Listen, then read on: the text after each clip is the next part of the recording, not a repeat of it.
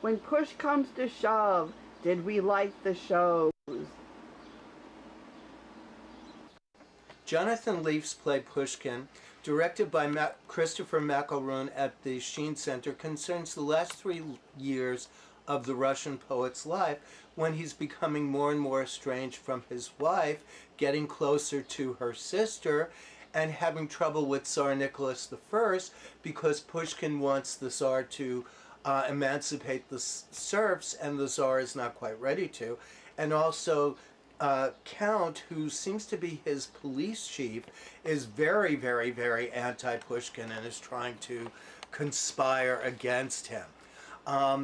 It's a very elegant production of a period melodrama with gorgeous costumes. By Elavia Bovenzi.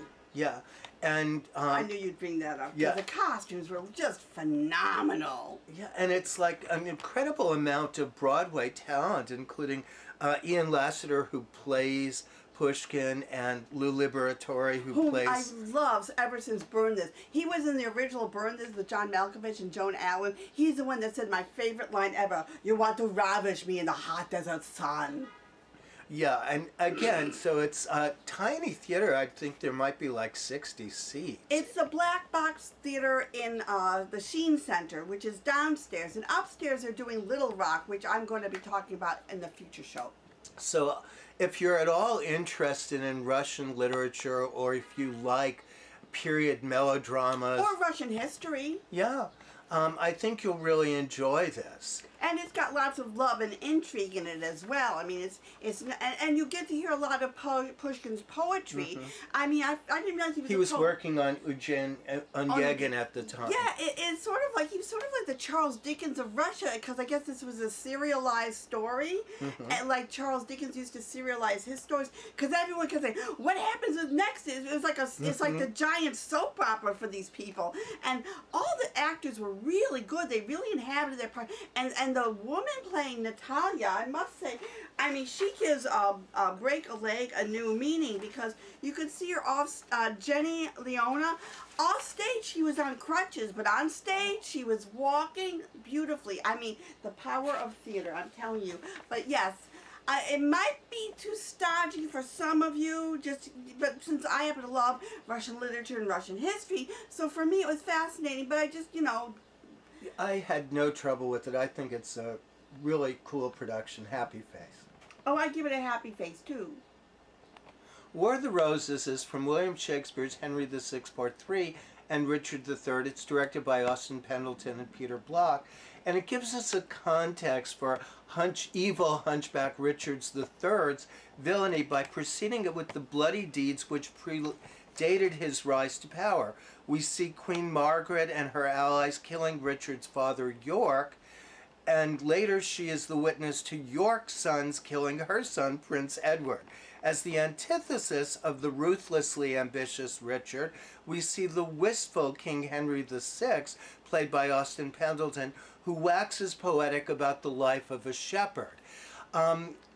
These are really superior scene studies by excellent actors, but it never gels into a full-fledged production giving us a coherent worldview. So I gave this really mixed faces plus. And Shakespeare in the Park is still going on this summer at the Delacorte Theater, this time with Shakespeare's 12th night with the community people. And this time, instead of a weekend, they're giving a full run. And if you go early, there are games, sing-alongs, and other surprises on stage to partake in before the play commences. It puts one in an even more festive and receptive mood to comprehend dusty old Shakespeare, who gets quite the dust-up here. And you get to ask what you wish for, and you pick someone else's wish. So the wish that I picked was, I wish for all the things I wish for to happen. So whoever made that wish, I hope it comes true. Now for the plot of Twelfth Night. You have the Count pining for Olivia, who is moaning because her brother just died, and she doesn't love anyone until a shipwreck that comes and wrecks her heart because Viola, dressed as a boy, becomes the go-between between the Count and Olivia with love messages. But of course, Olivia falls in love with Viola dressed up as a boy, Cesario. Meanwhile, her twin brother, because you have to have misidentification in Shakespeare, he's in another part of town with Antonio running and panting after him because he just is madly in love with Sebastian. Meanwhile, everyone is in love with Olivia. There's her uncle has got Sir Andrew Aguecheek running after her. Malvolio has his sights on her, and she's just aloof to it all. And it's interesting because what comes across this time around for me is a sibling death. You know, Viola is mourning the death of her sibling, and Sebastian's mourning the death of his sibling, even though they're both alive. And Olivia's bemoaning and mourning the death of her sibling. So, you know, but there's a melancholy undertone throughout this thing. And the thing I always have trouble with this Twelfth Night is Malvolio. They treat Malvolio horribly. I mean, they go too far, okay? You know, you think he's a pompous ass, you want to humiliate him, that's fine. But to stick him in a hole and torture him, I could never get over. But in this one, thanks to Shayna Taub's music, which is just delightful, Malvolio is given his song, give Malvolio's due, and he almost gets he gets justification at the end. They handled the Malvolio thing better than any 12th Night I've ever seen. This finally was a 12th Night that I can enjoy thoroughly and not feel kind of like after it. Yeah, I have no trouble with Malvolio being punished. He's the only one who seems to be more in love with himself than with anybody else. And this was not a politically correct time. I mean, it was okay to torture people. But see, people were drawn and quartered. But I like that the music really fits. The love triangle, they're all singing I Want You, and it's clear that they're all mismatched. The song Disguise gives Viola a chance to talk about that. The disguise lets her finally understand who she really is. Malvolio's I Want song shows that he's basically a big overinflated ego, but he does have some push from his mother to think of himself as much better than he really is. And the chorus, finally, it's not just people from the community who come on and stop the play cold. They're really given a wonderful part, and they get to sing like the word on the street, so they're the ordinary people, and it works perfectly. This was the first community project that I thought really lived up to its name and purpose. And we were discussing before about the thing about Malvolio. The thing is, okay, so he's a pompous asshole, and you humiliate him with yellow cross garters. That's fine, you know, to do that. But when you put him in a hole, I said, that's pure bullying. That's like when you stuff a kid in the locker and leave him there to, like, you know, suffocate and die. I'm sorry, that's too far. That's why I hate that. He wasn't dying. He was even given a visit from a priest. Yeah, yeah, because he was dying. No, you can never, ever justify them putting Malvolio in that hole. I'm sorry. Doesn't bother me at all. Well, it bothers the heck out of me, but really... Still, it's a very good production. And if you feel about Malvolio the same way as I do, because I know some of you are on Team Malvolio, then go see this and you'll finally feel like, yay, a 12th Night I can be over the moon about. Of course, Malvolio means evil wish, so he's not the good guy. Well, to me, he deserves better than what he gets. Joshua Harmon's Skin Tight has an interesting family dynamic. Jody, after her husband leaves her for a much younger woman, seeks love and attention from her cold, unfeeling dad, who will never give her what she wants. He's too selfish and only cares about his younger lover, Trey. To compensate, Jody lavishes all her love and attention on her gay son, Benjamin, hoping that will be enough for her. Jody, as a straight, white, 40-something female, is neglected on all counts. Older men, be they gay or straight, can attract younger models, while poor Jody is left alone and bitter. When a woman does get attention, it is of the unwanted kind. Either way, women are robbed of mattering, and furthermore, they are accused of incessant and inconsequential nattering. There are two servants to cater to Elliot and his guest and all their whims. Cynthia Mace as Orsolia provides comic relief, lugging suitcases upstairs, and Jeff has his own little secret.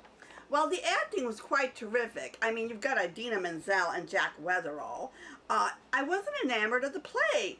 This daughter is desperately trying to have a relationship with her dad, but why bother? He doesn't care about her and only wants to control everything and live his own life. If someone treats you like dirt, why stick around? How can a younger man possibly love a much older man without money being involved? It was nice to see Jack Weatherall, who I know from Talking Band, with such a juicy part. He played the detached dad, possessive lover, and yet creator of beauty to the hilt. Idina Menzel held her own in the thankless part of trying to change the impossible. Will Britton could have come off as just a pretty boy hustler, but he had hidden depths. And Eli Gelb was adorable as a gay son and had this Elliot Gould quality to him. Stephen Carrasco, with his unwavering solicitations to everyone, belied his circumstances. I must say that Lauren Halpern has created the most stunning, luxurious set. I wanted to stay there without visiting the play. Happy face minus. Oh. The Saintliness of Margery Kempe, written by John Wolpe and directed by Austin Pendleton, deals with 14th century English Margery Kempe, housewife and mother of 6, who's determined to prove to the world that she's someone special. After failing as a brewer, she decides to become a saint. With dogged determination, she endeavors to achieve a miracle and make pilgrimages to the holy cities of Jerusalem and Rome. Her extreme self-dramatization repulses many and causes much dissent, but her intensity leads others to fear divine retribution and accept her sainthood. Andrus Nichols is really incredible as her, and it shows that the 14th century seems as wacky a time as any, and then is now a bored housewife, how to find a way to cope. I mean, you can see, even when he's still talking about it, I'm still laughing about this. This just was, it was so much fun to watch.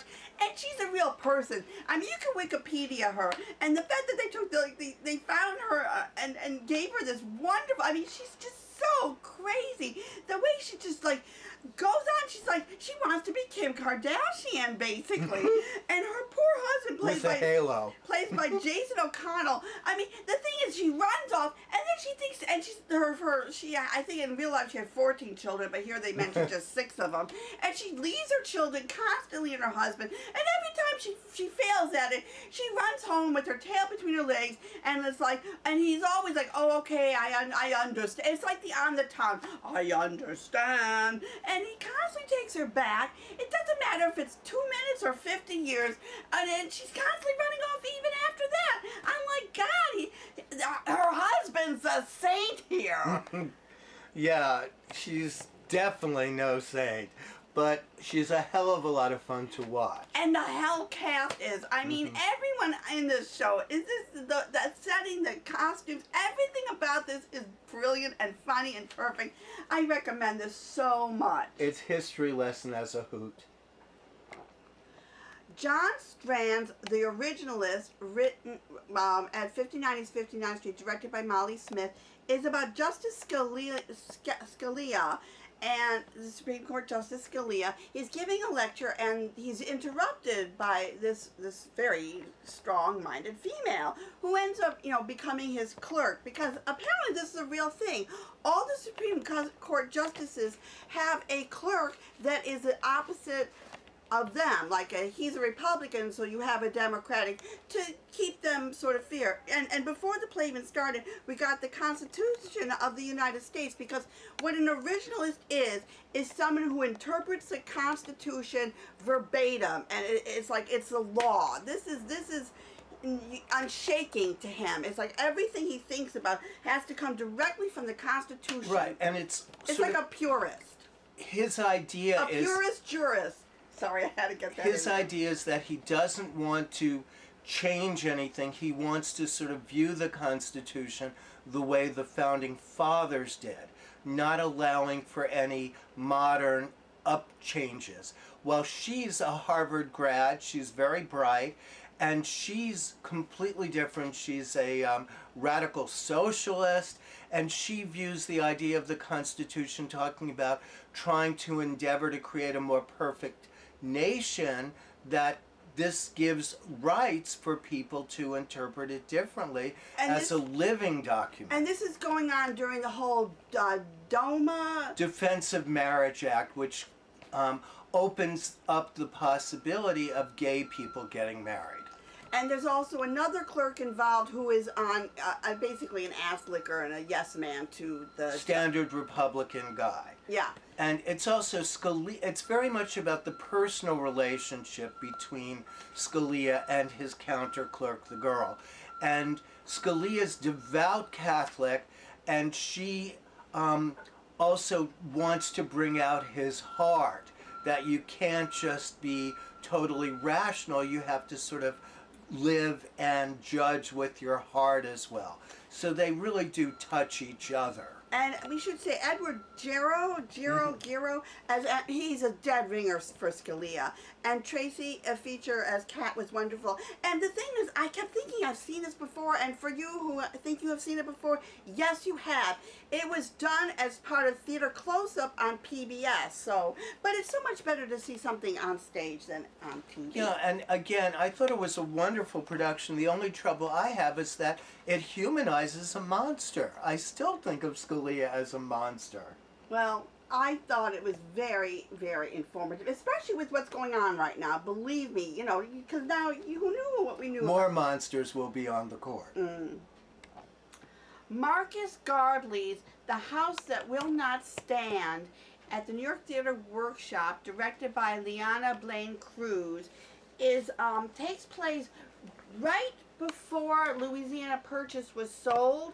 So these people were living under French Napoleonic rule. So the African Americans at that point had much more power than once America took over. So this is based on the house of Bernarda Alba, and you have Beatrice, she is doing everything in her power to keep the house and her daughters safe in the cruel outside world, because her what's the equivalent of mistress for a guy? Her keeper. Her sponsor. Her sponsor just died. But what it's called there, it's called a plissage, where women sell themselves to wealthy men, and they're treated better than wives, and they get property and jewels. They're basically kept women. And a lot of African Americans would do this. They wanted to find a wealthy white man and become their plissage, because it was a very good position in society. So one of her daughters is really after this one white guy that apparently he's like the George Clooney of the plantation owners, and everyone's after him. And so, but she's not allowed to leave the house. So she's getting her younger sister, who's very romantic, to help her out. And then there's this crazy aunt running around like some Jane Eyre kind of Bronte heroine, who's locked up in the attic for some reason because she's in love with some guy, and the sister didn't want him to go after her. And also then there's a Le Vieux, who is a rival to Beatrice, and she can't wait to get her hands on everything. And then there's there's a slave girl who is hoping to buy her freedom and be set free before all this happens. So everyone has something at stake. In fact, the slave girl reminded me of Ariel in The Tempest, because she does all the master's bidding, and if you do all my bidding, you get to be free. You see, the thing is, I usually do not like, I most of the time do not like adaptations, because I just feel the playwright should have his own original idea, her or his. But then I was enjoying it till I said to myself, this seems like Garcia Lorca's House of Bernarda Alba, you know? And then I was still enjoying it somehow. But for me, I mean, listen, beautiful set, beautiful lighting design, acting is very, very good.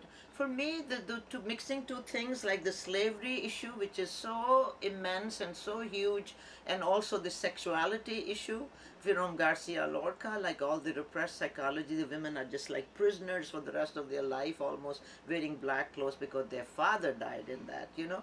and there's a blood revenge, and at the end, and this very different kind of thing. For Wait, me, wait, wait. that part is didn't really. It's I think it's wait, too wait, big wait, to wait, make wait. it a play. Wait, you're talking about when you're talking about blood revenge and all that. That's part of Lorca. No, I understand that. No, but they don't. The audience don't, and quite Okay, frankly, that's part of and, Lorca. and I don't either because Okay. I do not remember You don't Bernard remember, Alba at okay. all. So you have to distinguish when you're talking about yes. Lorca and when you're talking about the actual play. No, you see, this Just is the because I'm okay. The confused. problem is Okay. that's what is Lorca. You know, the blood revenge and all this later on. No, I Okay, don't know that. so when you're watching this play, which is adapted by Lorca, you kind of get to that Gardley. point It's adapted also. by Gardley, Marcus Gardley. Yeah, I mean it's based on Garcia Lorca. Yeah. Okay, so you kind of like once like Shakespeare comes to your head or Oscar Wilde comes to your head, you start thinking of their plays. Ah. That's what I'm saying. So See, I didn't have that problem. you know, you go towards that ending also. You think, okay, this is what's going to happen now, baby. And then all of a sudden the slavery issue came in. You know, in that there's no slavery issues. It is other issues, you know. So, and to me, and I think for everybody, the slavery and the time of Louisiana Purchase and Napoleonic Code and all that stuff, it is so big that it should be a separate play. No. You know, for me, it was like a bit dense, so dense that it didn't develop. But it wasn't a separate play because it was part of that. And the thing is, like, you had Lorca, but I kept thinking about it with John Guare's Free Man of Color, which was a play about this from the male standpoint, where this guy was like, he was like king of everyone. He had so much power, this black guy, and then he was like reduced to being a slave and on the run. So it's like very dramatic. So it's like, to me, I mean, so I kind of knew historically what was going on. So I'm looking at it from a historical viewpoint. So for me, this was really interesting. You were caught up with Bernardo Alba, but Yeah. to me it was like, Yeah. oh, this is an interesting history lesson. Yeah, this was a history lesson for me also. But what I'm just saying is I couldn't bring my mind back completely to this play because also, not because this play is not very good. It was too much for me. It was too dense. I think there was too much stuff that I wanted to separate it. Okay. And listen, I said Too happy. much of a good thing. Too much of a good thing was I said happy minus in my review, but I think I am just like to make it happy. Happy for me too. Leslie DiLeo and I saw Renee Taylor in My Life on a Diet, which is the funniest show. We both were laughing nonstop through the whole thing. So I'm going to give you Leslie's review this time, and September 1st, you'll get to hear what I think, but we both thought the same thing. You might know Renee Taylor from The Nanny as Fran Fine's spandex and leopard-clad mom. Here, it's set in a dazzling, ultra-feminine gold and leopard print office boudoir with great scenic design by Harry Feiner, and the glamour of the overly opulent set is exceeded only by Miss Taylor herself, who at 85 looks like a Jewish Barbara Cartland, pink, platinum, fluffy, sparkly, and better fed. The 90-minute show is based on her memoir, My Life on a Diet, and though she announces she'll be reading it, it feels more like she's speaking to us. And she even tells us Marilyn Monroe's healthful diet. Have a grape in the morning, a grape in the afternoon, and a frozen grape at dinner. And when she gained 10 pounds, Marilyn Monroe says, "You must have eaten 10 pounds of grapes." So it's all about her family and her hilarious mother. Oh my gosh, you got to see it just to know how her mother greets movie stars. And her father and all his trying, businesses. And her meeting with Joseph Bologna and how they ended up getting married and collaborating on many plays and movies and other things. Her work on Jack Parr. I mean, she's 85 years old and her stories with the diets and a PowerPoint presentation you'll find extremely helpful and very, very, very funny. So, wrong thing. So, actually, I'm going to give us 2 happy faces, and there's going to be a heck of a lot more on our next show, September 1st. Go see them. Some more shows closing before September 2nd. Leslie DiLeo reviews Comfort Woman. It's a musical and a very good one, which goes to show that any topic, no matter how grim, can be honored and turned into art when in the right hands, such as the Demo Hyun Kim Musical Theater Factory.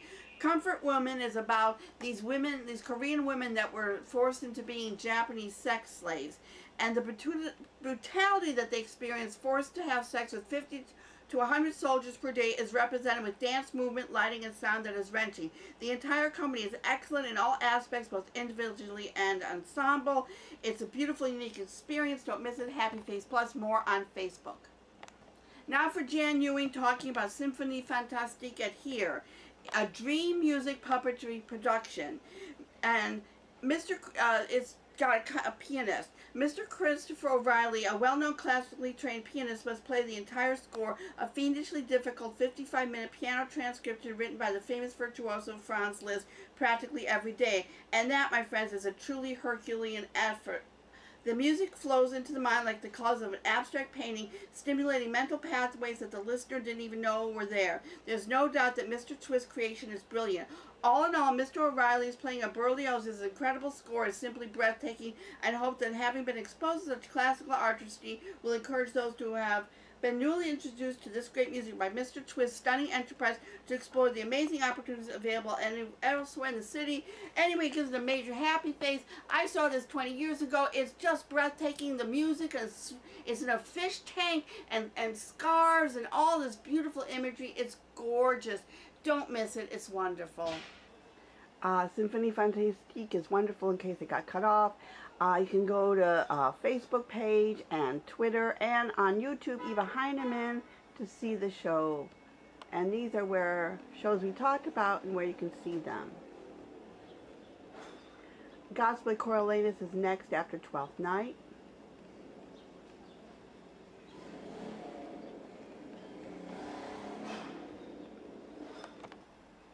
Irish Rep has a great cast right now, and on a clear day you can see Forever at the Irish Rep. Oh, we're going to see Alex and Eugene and Heist.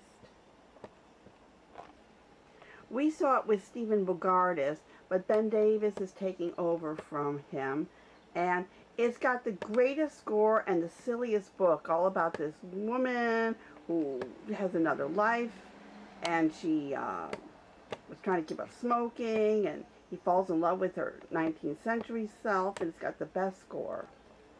You've got till September 6th to see it with Melissa Errico. She's in it, playing Daisy Gamble.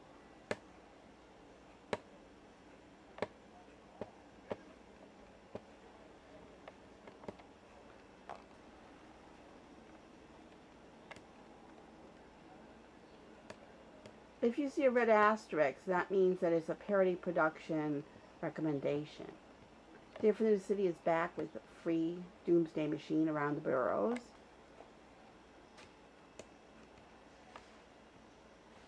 Ice Factory is going on till tonight, August 18th. The Tank has some great stuff going on there. Playwrights for a Cause, August 27th, Planet Connection benefit. And we'll talk about these in our next show, which is September 1st, the 1-year anniversary of our dear Barry Liebman's death. These we saw that are closed now that we reviewed. Some more parody production recommendations. Don't forget to pick up your Performing Arts Insider, the cultural heartbeat of New York City. And don't forget to go to our Facebook page, Twitter, and YouTube for more information.